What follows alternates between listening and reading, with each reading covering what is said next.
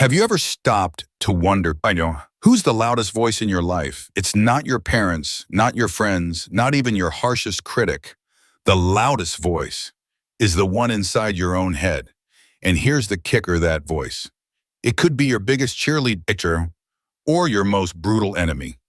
Welcome to the real battlefield, your mind. It's silent, invisible, constant. And most people don't even realize they're fighting a war every single day against themselves. Let's dive in. Part 1, the double-edged sword that lives inside you. Your mind is the most powerful tool you possess, but it's also the most dangerous weapon you'll ever face. It's like carrying a sword that's always unsheathed, sharp on both edges.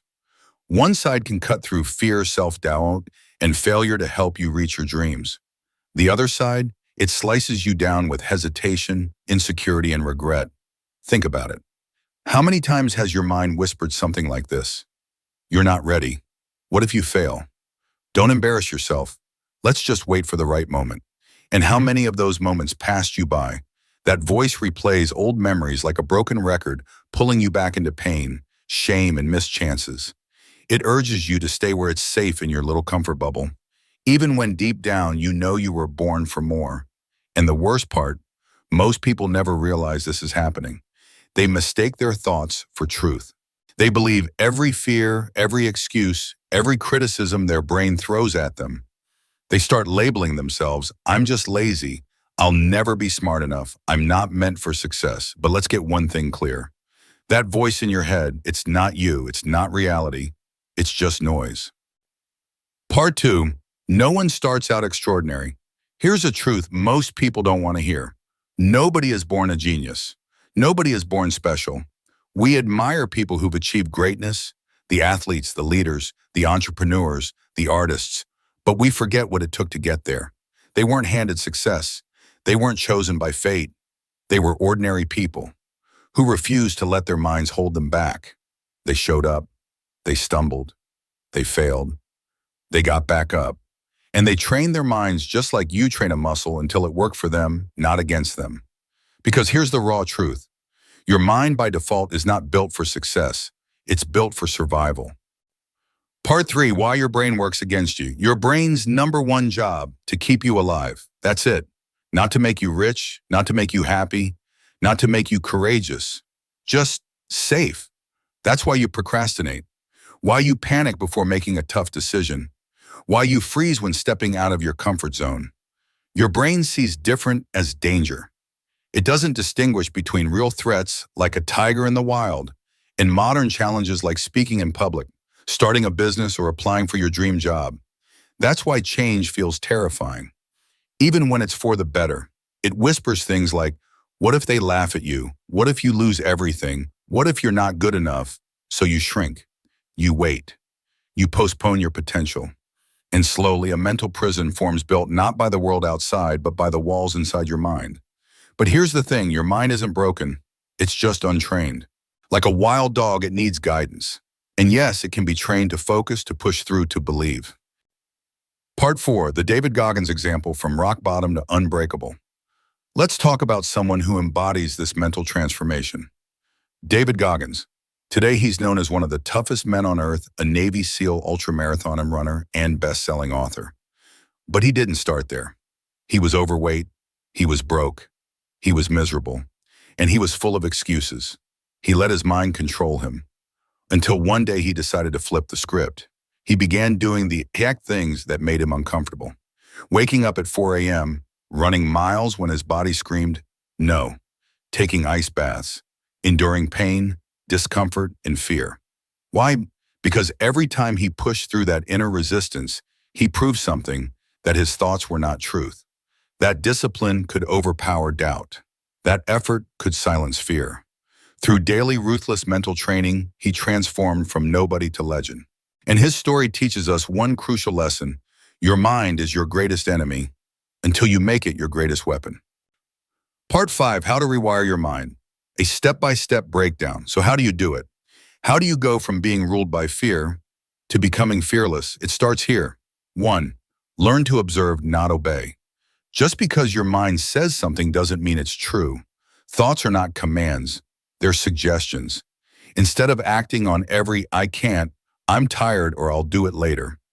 Take a breath, ask, is this real or just resistance? Number two, question the thought. What if I fail? Okay, but what if you succeed? They might judge me. So what I'm not ready, no one ever is. Every excuse is a gatekeeper to growth. Three, act anyway. If your mind says don't go to the gym, go. If it says you'll mess up, do it scared. Action, not logic, is what retrains your brain. Every time you move forward despite fear, your mind adapts, and slowly, the fear loses its grip. Part 6. Final truth, use the weapon. Don't be the victim. Let's say it one last time. Your mind is not the enemy, but it is the battlefield. You can either be a victim of your thoughts or a warrior who uses them as fuel. Every time you choose discipline over comfort, action over anxiety, effort over excuses, you build mental armor. You break free from the prison of maybe someday and what if. You become the kind of person who doesn't wait to feel ready because you've trained your mind to follow, not lead. And in doing so, you become unstoppable. So the next time that little voice whispers, "You're not good enough," smile and prove it wrong. Previously, we uncovered a truth that many ignore: your mind can be your biggest obstacle or your most powerful weapon. And the difference, it's all about how you train it. Let's take that even further. Train through discomfort, the mental gym. If you want to build a mind that serves you instead of sabotaging you, you must expose it to difficulty deliberately and daily. Yes, daily. Take cold showers. Not because they're comfortable, but because they're not. Because when you choose to embrace discomfort, you teach your mind that you're in control, not your cravings, not your comfort, not your excuses. Push yourself physically and mentally. Do hard things, especially when you don't feel like it. When every part of you screams to stop and you keep going anyway, that's when the real growth begins. The more discomfort you can endure, the stronger your mind becomes. Think about it like weight training for your brain. Each moment of resistance builds resilience. Each difficult task is a rep, and over time that mental muscle grows unshakable. This is what separates those who thrive from those who stay stuck. What you feed your mind shapes your reality. Your mind is constantly being shaped, not just by what you do, but by what you consume. Feed it negativity, doubt, and distractions. And don't be surprised when it turns against you. Scrolling endlessly through social media, doom scrolling through news headlines, soaking in criticism, gossip, or toxic content, it all accumulates. It clouds your judgment. It weakens your mindset.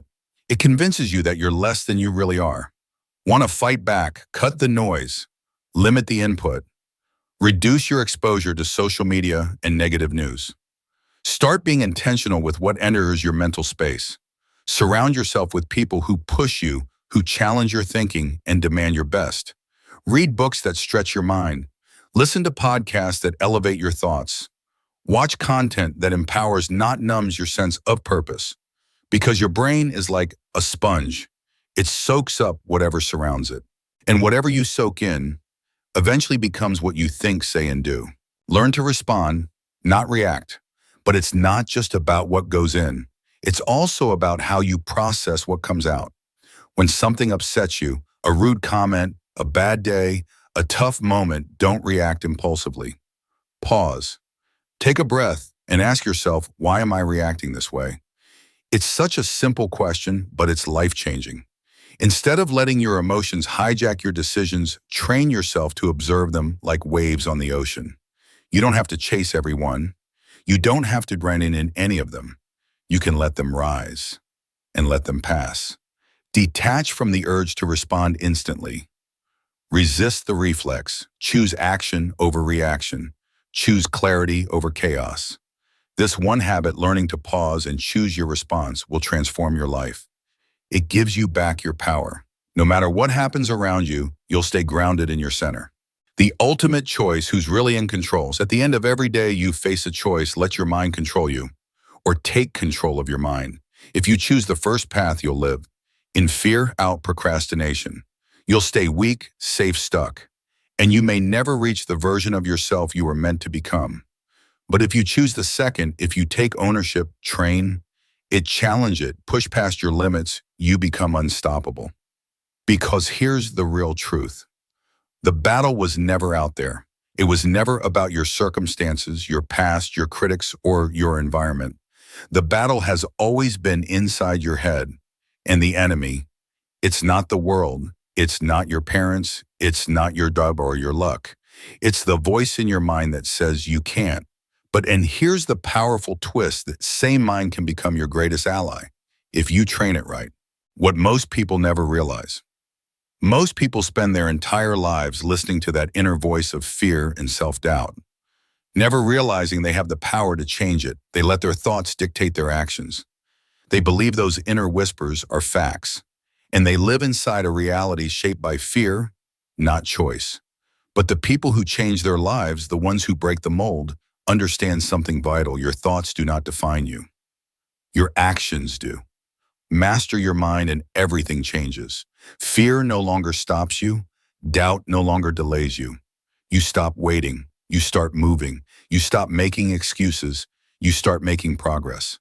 Life stops feeling like something that's happening to you and starts becoming something you shape with your own hands. You realize finally that you are the one in control. Discipline or regret, which pain will you choose? And yes, let's be honest, it's hard. Training your mind will be one of the hardest things you ever do. But so is staying the same. So is living with regret. So is waking up 5, 10, 20 years from now and wondering what could have been. So ask yourself, which pain are you willing to live with? The pain of discipline or the pain of regret, because one of them is inevitable. And at the end of the day, your mind will either be your greatest enemy or your most powerful weapon. The choice always is yours.